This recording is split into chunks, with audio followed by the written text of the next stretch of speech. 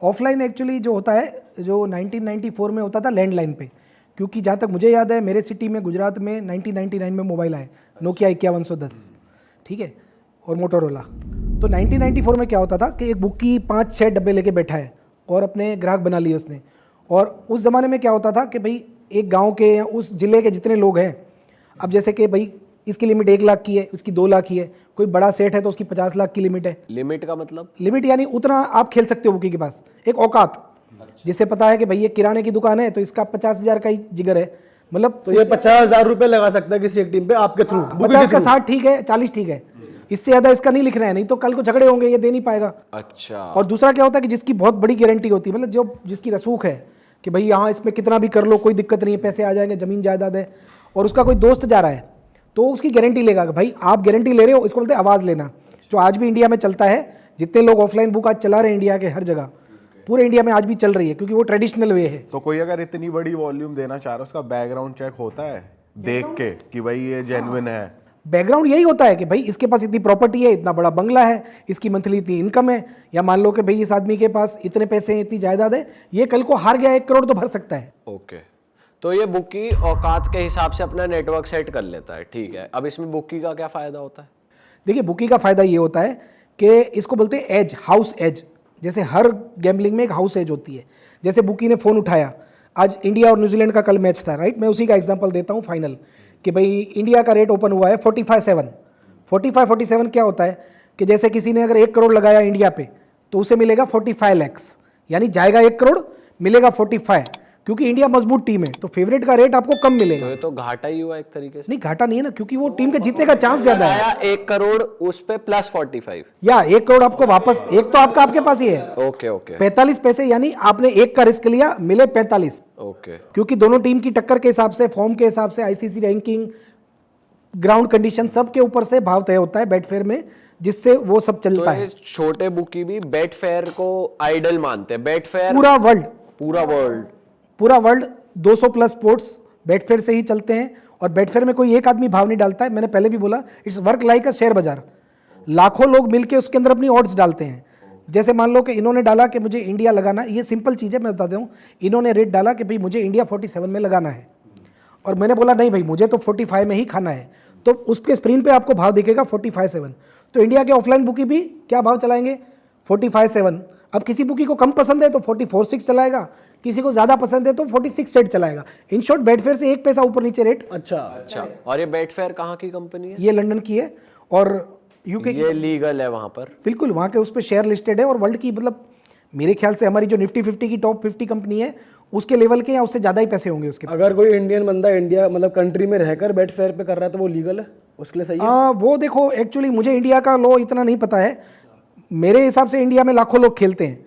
Even मैं जब India में इंटरनेट आया था 1999 में, 96 में आया होगा, सॉरी, जब मैं, मतलब वो छोटा सा मॉडेम होता था तब की बात कर रहा हूँ, रेडिप मेल था जब, याहू मेल, तो उस टाइम पे भी बेटफेयर पे लोग भाव देखते थे। और पैसे तो देखो डायरेक्ट आप डाल नहीं सकते थे बेटफेयर पे, तब भी और आज भी, बरोबर। तो क्या करते थे उस टाइम पे, नेट टेलर, स्क्रिल जैसी एक क्रिप्टो टाइप की डिजिटल करेंसी होती थी, या तो उससे पैसे जाएंगे, या फिर कोई अपने लंदन के रिश्तेदार को बोलता था कि भाई तेरे बैंक अकाउंट में से तू 2000 पाउंड डाल दे। क्योंकि बेसिकली इंडिया के ऑफलाइन बुकी तब रेट देखने के लिए रखते थे, सौदा नहीं करते थे अंदर, बट रेट देखने के लिए। बेटफेयर आपको डेमो आईडी नहीं देता, तो आपको कुछ ना कुछ $100 भी डालने पड़ते हैं, तो वो डाल के यूज़ करते थे और वहाँ की स्पोर्ट्स बुकों को खुला रखते थे। बट भाई एक बात बताओ सर, कि अगर लोकल लेवल पे ये सब चल रहा है, तब तो इंटरनेट भी नहीं था, या आज भी कोई बुकी अपना मनपसंद रेट क्यों नहीं चला सकता? उसे वहीं क्यों देखना है बेटफेयर पे? इसमें क्या होता है, मनपसंद रेट से मैं आपकी चीज़ समझाता हूँ कि अगर मान लो कि इंडिया न्यूजीलैंड में, मुझे लगता है कि न्यूजीलैंड इंडिया से इतना कमज़ोर नहीं है कि 45 खुले, तो मैं क्या रेट, अगर मैं बुकी हूँ तो मैं क्या वैल्यू निकालूंगा भाई? 60-63 इंडिया। अब ये भाई है इंडिया के भक्त, इन्हें तो कोहली और रोहित शर्मा में भगवान दिखते हैं।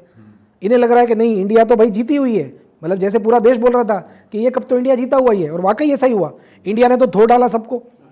तो ये क्या बोलेंगे भाई, इंडिया का रेट 35-7, तो कहाँ मेरा 65, कहाँ इनका 35?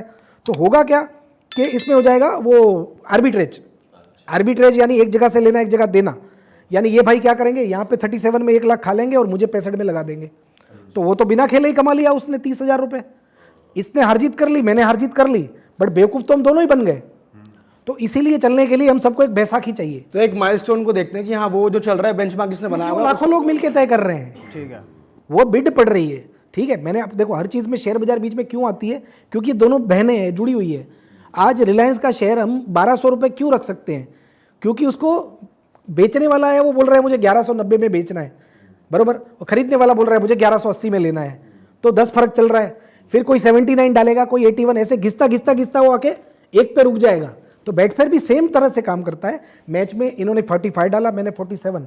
अब अगर आप जाके बेटफेयर पे $100 भी डाल दोगे, इवन $2 की भी बेट पड़ती है, $2 आपने 46 में डाल दिए तो रेट हो जाएगा 45-6। अब जिसके पास ज्यादा पैसा वो भाव को खींच के ऊपर ले जाएगा। मान लो मुझे पसंद है न्यूजीलैंड, तो मैं हर भाव में इंडिया खाऊंगा तो 70 हो जाएगा।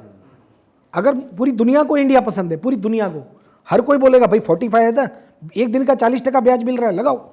इसने भी लगाया, आपने भी लगाया, ये गिर गिर के 36 हो जाएगा। एक चौके में 32, एक चौके में 22, 2 छक्के पे आ जाएगा 12-13। तो वही तो होता है। आप मैच में रेट ऊपर नीचे इसी वजह से होते हैं कि चॉइस पब्लिक की किस तरफ ज्यादा है। अच्छा, depend on choice okay.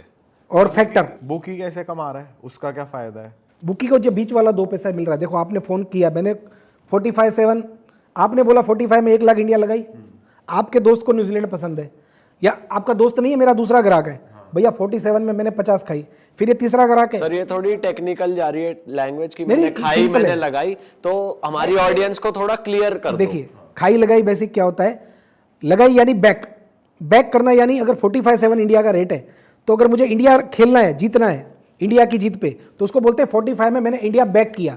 Back means लगाया, और ले किया मतलब आप मुझे लगाओ, समझो, बाय सेल की तरह सिंपल लैंग्वेज में आप समझो। तो अगर आपको इंडिया विन लेना है तो आपको बैक करना पड़ेगा 45 में, नहीं तो बुकी आपको ऑप्शन देता है कि या तो आप मुझे 45 में लगा लो, नहीं तो मैं आपको 7 में लगाऊंगा। ओके, अगर इंडिया हार जाती है और फिर बुकी ने बैक कर रहा है 47 में, तो फिर अगर आपको इंडिया की हार पसंद है तो आप बोलोगे 47 में मैंने खाई, यानी कि ले किया, अच्छा ओके, तो आप हार जाओगे। अब बुकी को बीच के 2 पैसे मिले ना, इन्होंने 45 में लगाई, ऑलराइट, ये 1 लाख के सामने कल मेरे से 45,000 ले जाएंगे, और आप हार गए, मैं आपसे लूंगा कितना, 47,000। 2,000 किसको मिला, मुझे। ओके, सेम पैटर्न पे वर्क करती है दुनिया की हर बुक, चाहे वो ऑनलाइन हो चाहे ऑफलाइन हो। और सर उस केस में क्या होता है, जैसे मान लो मैं आपको 47,000 नहीं दे पा रहा, आपका एक क्लाइंट है, मैं आपका एक वो हूँ, मैं आपको नहीं दे पा रहा, तो फिर आप किस हद, एक बुकी किस हद तक चला जाता है पैसे निकलवाने जी के लिए? देखो, इसमें बुकी की भी देखो बहुत सारी प्रजाति होती है, गाय भैंस सांड, उस तरीके से। अच्छा, मतलब मैं कोई कम्युनिटी का नाम नहीं लूंगा, मतलब कि कुछ लोग मान लो सीधे हैं, व्यापारी हैं, जिनको झगड़ा फसाद पसंद नहीं है, तो वो क्या करते हैं, वो बुकी लोग, ऐसे बुकी भी होते हैं, तो वो क्या करते हैं कि भाई शरीफ आदमी का ही लिखेंगे, पूरी गारंटी से लिखेंगे, और 4 लोगों को गारंटर रखेंगे कि भाई ये नहीं देगा तो तू दे देना, क्योंकि मेरे से तो झगड़ा हो नहीं पाता। ठीक है, तो वो उसको गारंटी रखेगा, फिर भी उसके पैसे डूब गए तो बोलेगा भगवान तू इसका न्याय कर देना, वो भूल जाएगा। अच्छा, अपनी जेब से नुकसान खा बराबर। लेगा। अब ये थे गाय प्रजाति, बराबर, फिर आएगी मीडियम प्रजाति, जो थोड़ी बहुत गाली गलौज कर लेगा, या उसके रिश्तेदारों को बोलेगा कि भाई इसके पैसे दिलवा दे। ये सारी बातें जो मैं कर रहा हूँ ये ऑफलाइन पे ही लागू पड़ती है, ठीक है, क्योंकि ऑनलाइन बिजनेस किसी के भरोसे नहीं चलता, एडवांस पेमेंट पे चलता है। हम जो इंडस्ट्री से हैं, हमारे यहाँ भरोसा नाम का प्राणी नहीं होता है, अच्छा, हम सिर्फ डिपॉजिट पे काम करते हैं। ठीक है, तो हमारे में कभी किसी को तंग करना, धमकी देना वो आता ही नहीं है, बरोबर। ये बेसिकली हम लोग पास्ट से ट्रेडिशनल वेज की बात कर रहे हैं। हाँ, क्योंकि हमने बचपन में देखा है कि पैसों के लिए जो सांड बुकी होते हैं, जो मैंने बोला सांड प्रजाति, मान लो कि जैसे कि भाई गुंडे तो लाखों करोड़ों, क्या कुछ ऐसे भी किस्से थे 20-25 साल पहले कि 20,000 के लिए थप्पड़े मारना तो कॉमन है, 1-2 लाख के लिए किडनैप कर लेते थे, इवन मर्डर भी हो जाते थे 50 लाख 1 करोड़ रुपए के लिए, तो जबरदस्ती जमीनें लिखवा ली जाती थी। आज भी ऑफलाइन में लिखवाई जाती है, देखो इंडिया में आज भी। मैं अब स्टेट का नाम तो ले सकता हूं अगर आप बोलो तो, हाँ, लो, ठीक है, जैसे राजस्थान हो गया, यूपी हो गया, बिहार हो गया, जो भी हमारे यहाँ पे ऐसे स्टेट हैं कि जहाँ पे बाहुबली टाइप के लोग होते हैं, तो वो आज भी सट्टा लिखते हैं, ऐसे लोगों को पार्टनर रखते हैं। मतलब बुकी ऐसे लोगों को एज अ प्रोटेक्शन पार्टनर रखता है कि भाई हमारा पैसा फंसेगा ग्राहक में तो तू निकाल। रिकवरी करवा के दो। तो वो बोलते किसी का भी लिख ले गाँव में, मतलब उनका क्या होता है, वो लिमिट नहीं देखते, बोलते किसी का भी लिख ले, हम दूसरे दिन इसके गहने बिकवा के भी ले लेंगे, घर भी लिखवा लेंगे, खेत भी लिखवा लेंगे, तू कितना भी जुआ लिख ले। तो ऑफलाइन इस टर्म पे काम करता है। अरे वाह, आपने ये वीडियो यहाँ तक देख ली भाई, तुमने हमारी मेहनत सफल कर दिया, तुम ही लोग हो असली रियल हिट। और अगर आपको बहुत मजा आ रहा है ऐसी क्लिप्स में, ऐसी वीडियोस में, तो फटाफट जाइए प्लेलिस्ट पे, बिंज वॉच कीजिए, सारी वीडियोस देख डालो और मौज काटो। दैट इज इट, हम मिलेंगे नए पॉडकास्ट में, नए क्लिप में। Till then bye bye, see you, take care, do subscribe.